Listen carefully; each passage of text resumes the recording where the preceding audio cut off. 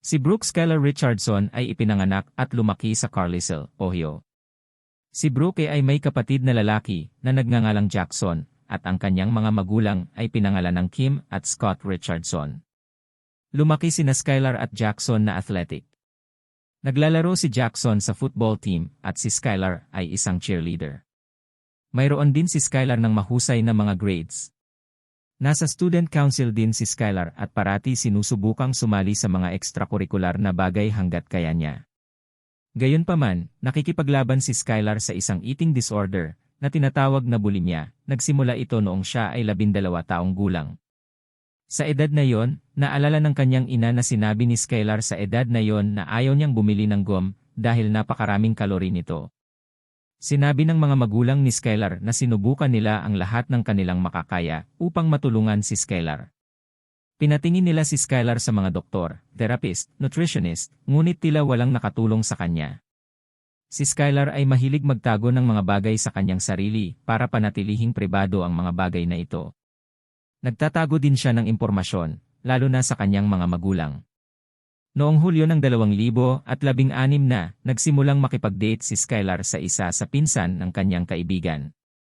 Nag-date sila sa loob ng maikling panahon at kalaunan ay tinapos nila ang relasyon. Noong 2017, nagkaroon siya ng bagong kasintahan. Siya ay isang junior sa high school at ang kanyang pangalan ay Brandon. Ngayon, talagang nagustuhan ni Skylar si Brandon at ang kanilang relasyon ang pinakaseryosong relasyon na mayroon siya.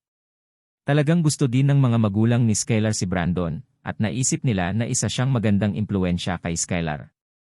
At sa panahong ito, si Skylar ay medyo tumataba na rin at talagang natuwa ang kanyang mga magulang tungkol doon. Naisip nila na tumataba si Skylar dahil masaya ito, dahil nasa malusog siyang relasyon at naisip din nila na baka kontrolado na ang kanyang eating disorder. Isang araw naisip ng nanay ni Skylar na dapat magpa-birth control si Skylar at pumayag naman si Skylar. At pumunta sila sa Obgyn noong Abril 26, 2017. Pagdating nila doon, naghintay ang nanay ni Skylar sa waiting room, pumasok si Skylar. Pero paglabas niya, umiiyak siya. Sinabi ni Skylar sa kanyang ina na siya ay umiiyak dahil ito ang kanyang unang appointment sa gynecologist at siya ay kinakabahan. Gayunpaman, hindi ito ang tunay na dahilan kung bakit siya umiiyak. Noong nasa opisina siya ng doktor, sinabihan si Skylar na manganganak siya sa loob ng 10 linggo. Inalok din siya nito na magkaroon ng prenatal care, ngunit hindi pa ni Skylar gusto ang alinman sa mga iyon. Sa halip ay humingi siya ng reseta sa doktor para sa birth control dahil sinabi ni Skylar na magagalit ang kanyang ina kapag lumabas siya sa appointment at wala itong reseta dahil iyon ang kanilang buong dahilan ng pagpunta dito. Kaya nagpa siya ang doktor na bigyan si Skylar ng reseta ng birth control. Sa puntong ito, si Skylar ay 18, kaya hindi nila masasabi sa kanyang ina. Pero ibinigay nila kay Skylar ang birth control sa kondisyong papayag si Skylar na babalik upang makakuha ng prenatal care sa lalong madaling panahon. Kaya umuwi si Skylar na may dalang impormasyong ito. Ilang araw lang matapos niyang malaman ito, pumunta si Skylar sa prom kasama si Brandon at nagsuot siya ng pulang skin-tight dress. Si Skylar na 8 buwang buntis ay nagpunta sa prom at walang nakapansin sa mga kumukuha ng litrato tungkol sa kanyang timbang, hindi rin napansin ng kanyang mga magulang at ng kanyang kadate na si Brandon ang mga pagbabago kay Skylar. Pumunta siya sa prom, umuwi siya at naging normal ang kanyang buhay.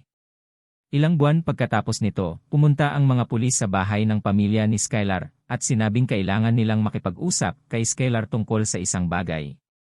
Sinabi ng mga pulis kay Skylar na wala siyang problema, kailangan lang nilang makausap siya, kaya dinala nila siya sa departamento ng pulisya.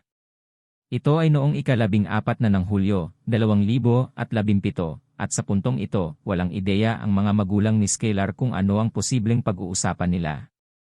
Nakatanggap ng tawag ang mga pulis mula sa Obgyn, at sinabi ng mga ito sa kanila na si Skylar ay buntis, at mayroon ding mga tsismis na nangyayari sa paligid na si Skylar. Nagkaroon ng sanggol at inilibing sa ito sa kanilang likod bahay.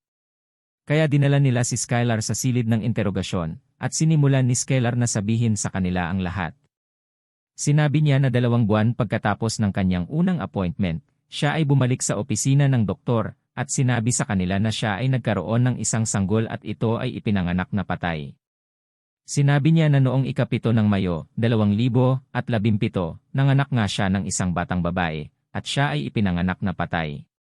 Sinabi niya na nagsimula siyang magkaroon ng pananakit dahil sa mga anak na siya noong madaling araw, ngunit hindi niya sinabi ito kahit kaninuman, at ipinanganak ang sanggol noong gabing iyon sa banyo ng kanilang bahay.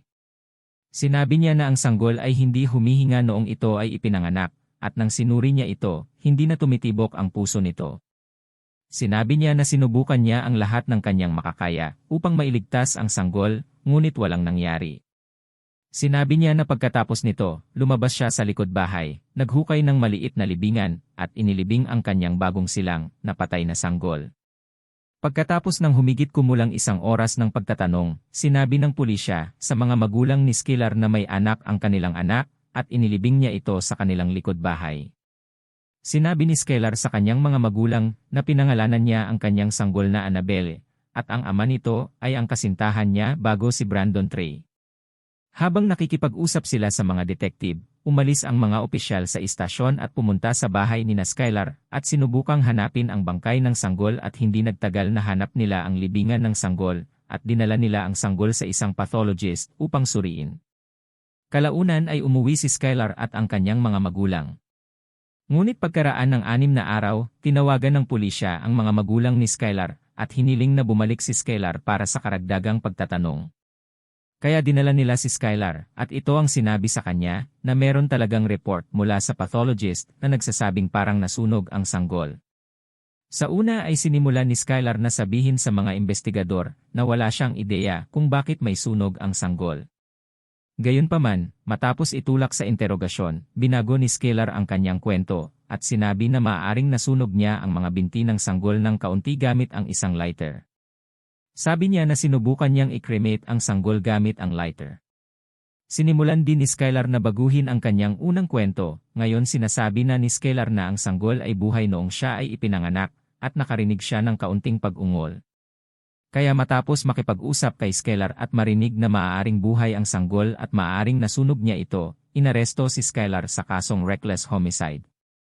Kaya dinala si Skylar sa kulungan, ngunit nakapiyansa siya, kaya nakauwi siya bago magsimula ang paglilitis.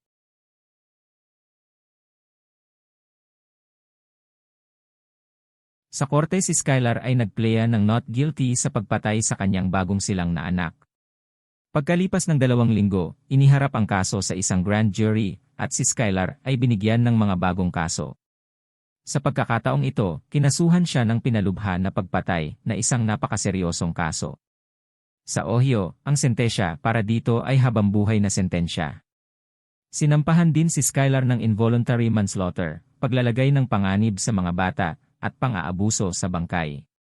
Siya ay inaresto muli at dinala pabalik sa bilangguan. Ngunit muli siyang nakapiyansa.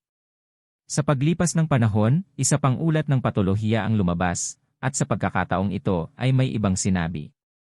Sinabi nito na mali ang inisyal na ulat at wala talagang paso sa sanggol. Walang bakas ng pagkasunog ito.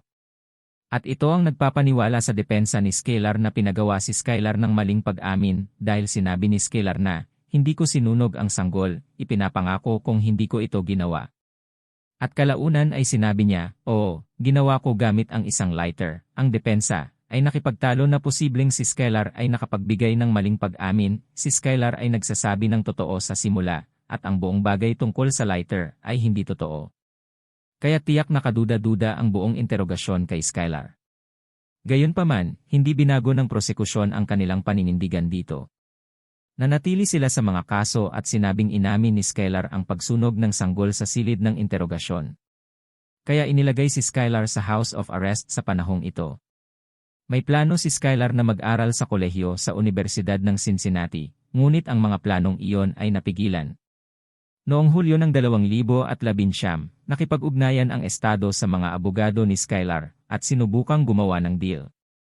Sinabi nila na tatanggalin nila ang pinalubhang kaso ng pagpatay kung papayag si Skylar na umamin sa iba pang mga kaso. Ngunit nagpasya si Skylar na huwag tanggapin ang pakiusap.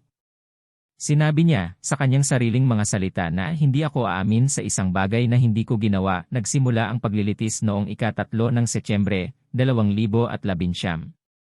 At ang pinakamalaking hamon para sa prosekusyon dito ay walang ebidensya na buhay ang sanggol ng ito ay lumabas. Noong ika-12 ng Setyembre, 2019, inihayag ng hurado na napatunayang hindi nagkasala si Skelar sa lahat ng mga kaso laban sa kanya liban sa abuse of a corpse. Si Brooke Skelar Richardson na nagkasala sa corpse abuse charge. Ang sentensya sa kasong pang-aabuso sa bangkay ni Skylar ay 3 taong probasyon.